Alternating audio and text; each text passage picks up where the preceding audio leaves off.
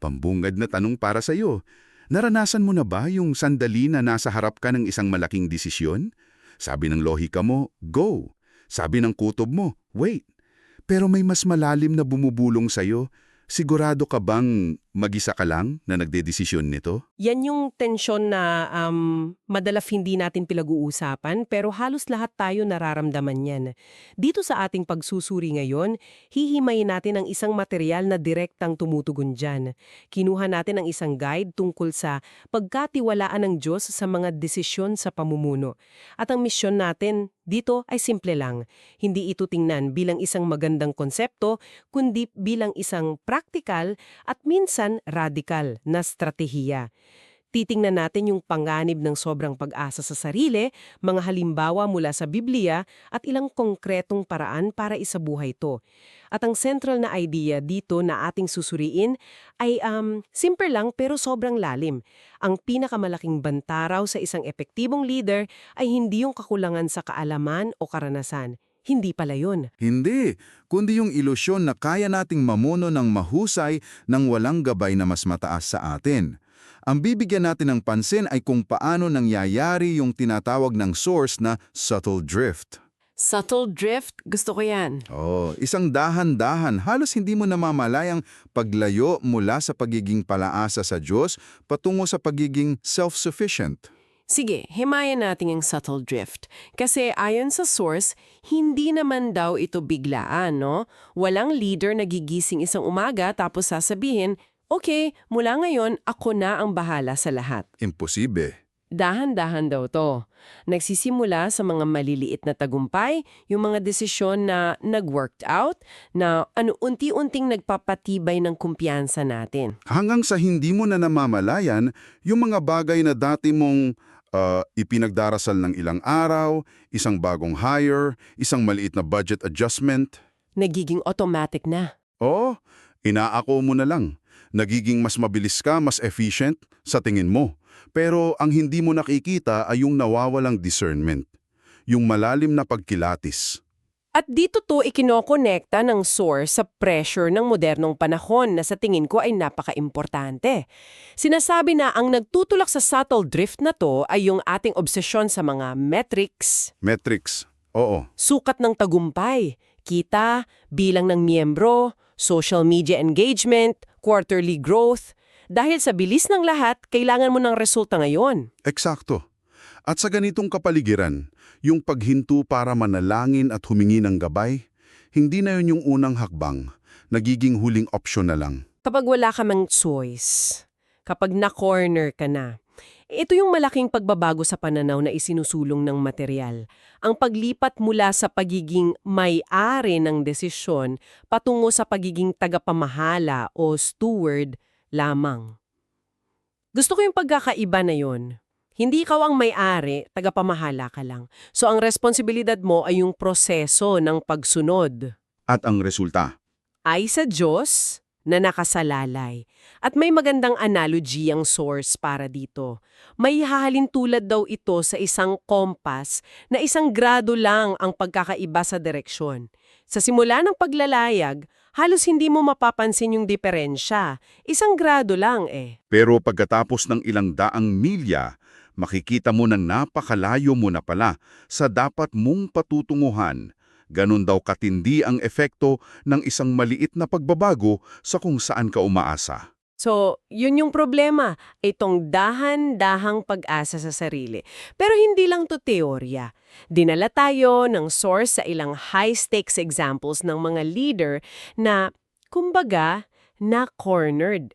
Naubos na yung sarili nilang talino at karanasan.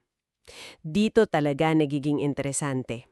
Ito yung mga end-of-my-rope moments. Oo. Unahin natin si Moises. Isipin mo, pinalaki siya sa palasyo ng Ehipto, tinuruan ng pinakamahusay na estratehiya ng militar at pamamahala. Pero walang training manual na naghanda sa kanya para pamunuan ng isang buong bansa sa disyerto. Walang mapa, walang supply chain, at puro reklamador pa yung kasama. At sa isang punto, sinabi niya sa Diyos, at ito yung quote na tumatak sa akin, kung hindi nyo kami sasamahan, huwag nyo kaming paalisin dito. Sandali, pag nilayan natin yan, Salungat yan sa lahat ng tinutuno tungkol sa decisive leadership ngayon, di ba? Oo. Isang leader na nagsasabing hindi tayo aalis, maghihintay tayo. Baka isipin ng iba, mahina siya o indecisive. Pero ang argumento ng source dito, yung strategic patience, yung paghinto, hindi yun kahinaan. Isang deklarasyon ng lakas. Tama, na nakasalalay sa tamang prioridad. At yan mismo ang tensyon na tinutukoy ng source, di ba? The pressure to appear decisive versus the wisdom of being dependent. At hindi lang si Moises. Tingnan natin si Haring Jehoshaphat. Ang sitwasyon, napapaligiran ng tatlong mas malaking hukbo. Game over na sa tingin ng lahat, talagang dihado. Anong una niyang ginawa? Hindi niya tinipon ang mga general niya para sa isang war council. Tinipon niya yung buong bayan, bata, matanda, babae, lalaki para manalangin. Isang public display of dependence. Kadalasan, di ba, itinatago ng mga leader yung takot o kawalan ng kasiguraduhan. Pero dito, inilantad niya sa lahat. At ang dasal niya na sa tingin ko ay pwedeng-pwede para sa kahit sinong CEO o manager ngayon. Hindi namin alam ang gagawin, ngunit ang aming mga mata ay nakatuon sa inyo. Wow. Isang hayagang pag-amin ng limitasyon. Hindi, bigyan niyo kami ng strategy, kundi sa inyo kami titingin. At panghuli, yung paborito kong halimbawa mula sa source, kasi ito ay tungkol sa expertise, si Pedro. Isang professional na mangingisda. Oo, alam niya yung ginagawa niya. Buhay niya ang dagat. Alam niya kung kailan may isda at kailan wala. Alam niya yung oras, yung panahon, yung lalim ng tubig. Siya yung expert. Oo. Kaya nang sabihin ni Jesus, umalaot ka at ihulog ang mga lambat, yung sagot ni Pedro, perfectong logical. Sabi niya, Guro, magdamag na kaming nagpapagod at wala kaming nahuli. Yan yung boses ng karanasan. Yan yung data. Yan yung nagsasabing, sinubukan na namin yan, hindi gumana. Pero may kasunod na pangungusap na nagpabago sa lahat. Yun na nga. Ngunit dahil sinabi ninyo, ihuhulog ko ang mga lambat. Dito nagbabanggaan ng karanasan at ang pagtitiwala. Ang pagsunod na tila hindi logical, Pero sa huli, supernatural. supernatural. Kung ikokonekta natin yung tatlong kwentong yan, ang pattern ay malinaw. Yung sandali ng hindi ko na alam ang gagawin ay hindi pala isang kabiguan sa pamumuno. Hindi pala failure. Ayon sa source, madalas ito ay isang divine invitation. Isang paanyaya mula sa Diyos na umasa sa Kanya sa paraang hindi mo pa nagagawa dati. Ito yung punto kung saan nauubusan na ng sagot ang logic. At pananampalataya na yung kailangang magpatuloy. Eksakto. Sandali, linawin natin yan kasi napakalaking bagay niyan. So sinasabi ng source na yung pakiramdam na para kang nalulunod at wala nang maisip na solusyon, yung panic moment na kinatatakutan ng lahat ng leader, Oo. ay hindi pala sign ng failure, kundi isang invitation. That completely reframes the entire experience of a crisis. Eksakto. It reframes crisis from a threat into an opportunity for a different kind of breakthrough. At para hindi lang tumanatili sa sinaunang panahon, nagbigay din ng source ng mga kwento ng mga leader ngayon na dumaan sa ganitong mga invitation. Sige, dalhin natin sa kasalukuyan. May kwento dito tungkol kay Pastor Daniel. May lumapit sa kanyang isang mayamang na donor na handang bayaran ng lahat ng utang ng simbahan nila. Wow, ang laking tulong. Isang malaking problema na mawawala. Pero may kapalit. Laging may kapalit. Oo, ang kapalit, gusto ng donor ng isang upuan sa board at malaking impluensya sa mga desisyon ng simbahan. Sabi ng lahat ng spreadsheet, lahat ng financial advisors, tanggapin mo. Siyempre. Walang utang, may pondo pa para sa bagong building. Sino ba namang tatanggi dyan? Isang no-brainer na desisyon, di ba? Kung logic lang ang pag-uusapan, lahat ng metrics ay pabor. Pero anong nangyari? Nanalangin siya at sabi niya sa source, may naramdaman siyang check sa kanyang espiritu. Isang pakiramdam na hindi tama. Kaya tinanggihan niya yung alok. Naku, nai-imagine ko yung tension sa board meeting na yun. You're turning down what? Siguradang marami sa board niya ang nag-isip na nasisiraan na siya ng bait. Pero ito ang twist. 3 buwan makalipas, dumating ang provision mula sa isang hindi inaasahang source. Walang kapalit at mas malahi pa sa orihinal na alok. Wow. Isang malinaw na halimbawa kung saan ang pagtitiwala sa isang hindi nakikitang gabay ay nanaig sa isang konkretong agarang solusyon. At may isa pang kwento sa corporate world naman. Si CEO Maria, pinipilit siya ng kanyang mga investors na gumamit ng mga ethically questionable na pamamaraan para makasabay sa kompetisyon. Yung classic na katwiran. Lahat naman ng kakompetensya natin ginagawa to. Maiwan tayo. Ang pressure ng industry standard, napakalakas niyan. Pero nag-ayuno at nanalangin si Maria at naramdaman niyang kailangan niyang manindigan sa kung ano ang tama kahit na mga hulugan to ng posibleng pagkalugi sa short term. Tinanggihan niya yung mungkahi ng mga investors. At ang resulta? Ilang buwan lang ang lumipas, pumutok ang isang national data scandal na sangkot ang marami sa kanyang mga kakompetensya. Bigla, yung kumpanya niya, dahil sa kanyang etikal na panindigan, Eksakto. Yung paninindigan niya na mukhang isang business liability ay naging pinakamalaki niyang strategic advantage. what's fascinating about Maria's story is how the source frames it. Her ethical stand wasn't just a moral victory. It became a business victory.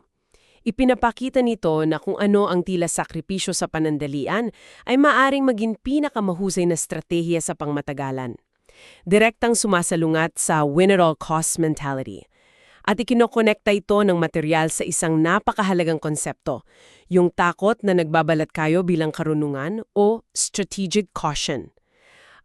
Yung pag-aanbala ng desisyon dahil sa takot, madalas nating tinatawag na pagiging maingat.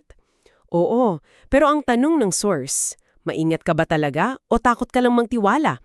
Dito rin ipinasok ng source ang isang ideya na medyo mabigat. Sabi, ang bawat desisyon ay isang act of worship. Ang i-unpack yan, hindi to tungkol sa pagdarasal bago magdesisyon, no? Ang sinasabi nito ay yung mismong pagpili mo. Yes, ay naghahayag kung saan talaga nakasalalay ang tiwala mo. Sa sarili mo bang kakayahan? Sa opinyon ng board? Sa market data? O sa gabay ng Diyos? So yung konsepto ng act of worship ay nangangahulugan na kahit yung pagpili ng supplier o pag-approve ng isang marketing budget ay sa esensya isang spiritual act. Paano nito binabago ang day-to-day pressure sa isang leader? Binabago nito ang lahat. Dahil kung ang bawat desisyon ay isang act of worship, hindi na lang to tungkol sa pagiging tama o mali base sa resulta. Tungkol na to sa kung sino o ano ang iyong pinarangalalan sa proseso. Inililipat niya yung focus mula sa outcome. Patungo sa obedience. Okay, so nakita na natin yung problema, yung mga halimbawa, pero ang tanong mo ngayon sigurado ay paano ko to gagawin sa practical na paraan? Maganda sa source na to, hindi siya huminto sa teorya. Nag-offer ito ng mga konkretong tools. At hindi to komplikado. Ang una ay isang tool sa pag-iisip na tinatawag na Decision Crust Matrix. Isipin mo lang ang isang simpleng chart na may dalawang axis. Okay?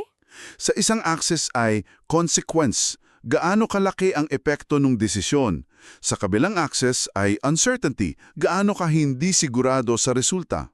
Paano to gumagana sa practice? Simple lang, kung ang isang desisyon ay may mababang epekto at mababa din ang uncertainty, halimbawa, anong kape ang o-orderin para sa pantry? Hindi mo na kailamang ipag-fasting yan. Hindi na.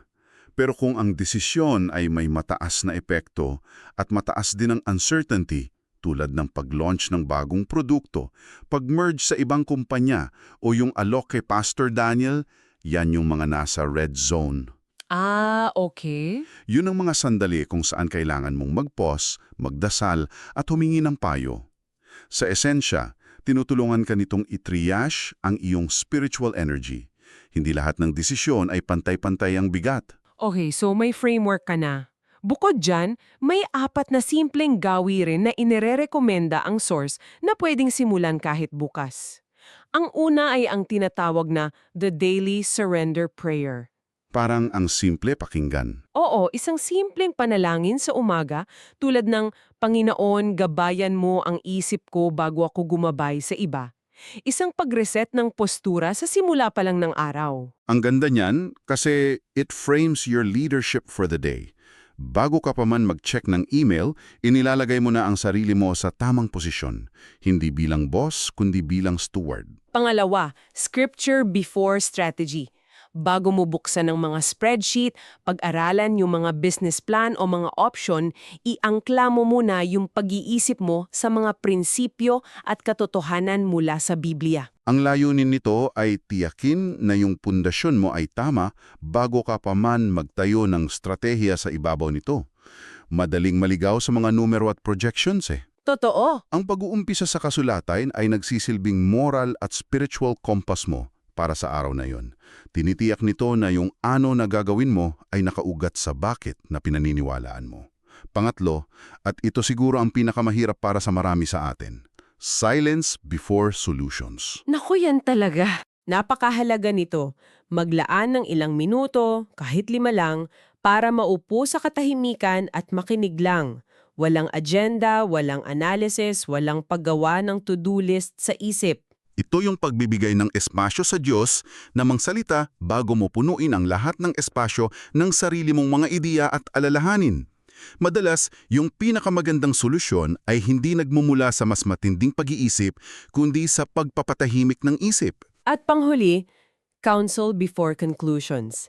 Ito yung pag-anyaya sa mga taong may malalim na pananampalataya at karunungan sa iyong proseso ng pagdedesisyon. Hindi lang yung mga expert sa industriya mo. Hindi lang sila, kundi yung mga taong mapagkakatiwalaan mo sa espiritual na aspeto. Gaya ng sabi sa Proverbs, plans fail for lack of counsel, but with many advisors, they succeed. Mayroong karunungan sa komunidad na hindi mo mahahanap ng mag-isa. At ang mahalaga dito, hindi ka humihingi sa kanila ng desisyon. Hindi. Humihingi ka ng kanilang pananaw para matulungan kang makilatis ang gabay ng Diyos. At nililinaw ng source na hindi to isang checklist na kailangang sundin ng sunod-sunod. Ang mga to ay habits, mga pagsasanay. Eksakto. Ang layunin ng mga ito ay sanayin ang puso at isipan mo. Katulad ng isang atleta na nagte-training para sa isang laro, ang mga gawing ito ay nagpapalakas sa iyong spiritual muscles para kapag dumating na yung malaking desisyon, handa ka nang umasa sa Diyos. Lumilikha ito ng espasyo para lumayo ka sa pagiging reactive na pinapatakbo ng ego.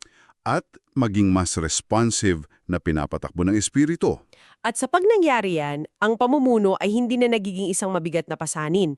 Nagiging isang pakikipag-partner ito sa Diyos. Ang presyon ay napapalitan ng kapayapaan. Di mo na ito pasan ng mag-isa. Yan ang pinakamalaking pagbabago sa lahat. Bilang buod sa ating pinag-usapan, nakita natin ang panganib ng subtle drift, yung dahan-dahang pag-asa sa sariling kakayahan na pinalalakas ng mga metrics ng mundo. Oo. Nakita rin natin sa pamamagitan ng mga kwento ni na Moises, Maria at iba pa na ang mga sandali ng kawalan ng katiyakan ay maaaring isang divine invitation. At higit sa lahat, may mga praktikal na paraan, mga simpleng gawi para sanayin ang ating sarili na magtiwala. Kaya iiwan namin sa iyo ang isang tanong para pagnilayan. Isang tanong na direktang kinuha mula sa material na ating sinuri. Huminga ka ng malalim at alalahanin ang isang mahirap na desisyon na iyong ginawa kamakailan. Maaaring sa trabaho, sa pamilya o sa personal na buhay. Kapag nasa isip mo na yung desisyong yon, tanungin mo ang iyong sarili, saan ko nga ba talaga inilagak ang tiwala ko sa sandaling iyon? Sa aking karanasan ba? Sa opinyon ng iba? Sa takot na baka magkamali? O sa isang bagay na mas mataas? At kung hindi ka lubos na sigurado sa sagot, sinasabi ng source na hindi iyon senyales ng kabiguan. Isa itong paanyaya